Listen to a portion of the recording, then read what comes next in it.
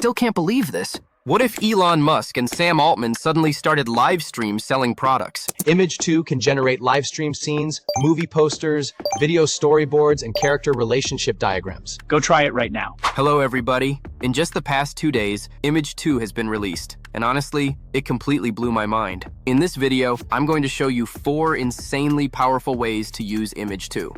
Okay, let's dive in. First, generate live stream scenes. All you need is a photo of a person.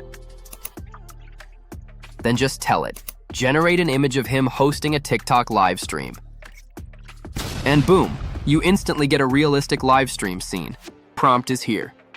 Second, generate storyboards. This one is crazy. Just give it one image and describe the scenes you want. It will automatically generate a complete storyboard sequence. Honestly, this could replace part of a storyboard artist's workflow. Prompt is here. Third, high-end poster generation. Take a look at this. This cinematic, premium-looking poster generated in just 30 seconds. A few months ago, this level of quality in one click, almost impossible. But now, it can. Prompt is here. Fourth, character relationship diagrams. Reading a new book and feeling confused about the characters?